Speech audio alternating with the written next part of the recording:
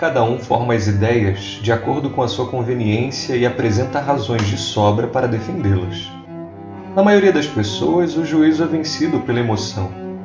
Acontece de dois oponentes se defrontarem, ambos presumindo estarem certos.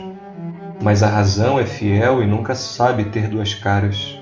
Em questões delicadas assim, o sábio proceda com reflexão. Sua própria dúvida amenizará o juízo. De vez em quando, ponha-se do outro lado e, com cuidado, revise a própria opinião.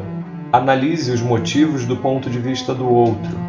Dessa forma, você nem o condenará, nem se justificará tão às cegas.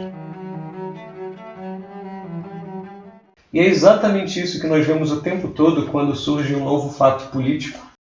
Nunca foi tão necessário seguir à risca esse conselho do grande prosador espanhol do século XVII, Baltasar Gracián.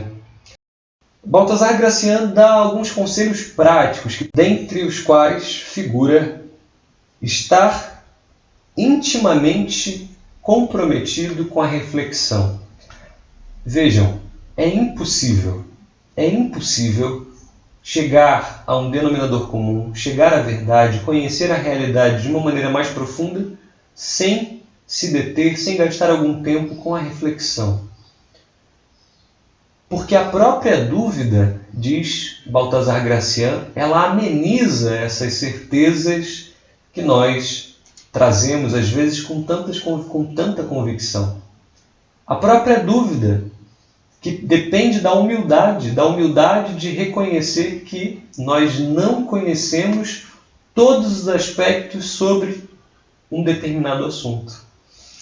E, de maneira prática ainda, é preciso, então, colocar-se ao lado do oponente e buscar entender minimamente quais são os motivos, qual é a razão pela qual ele defende o que apresenta. De tal modo que também se ponha a revisar a própria opinião.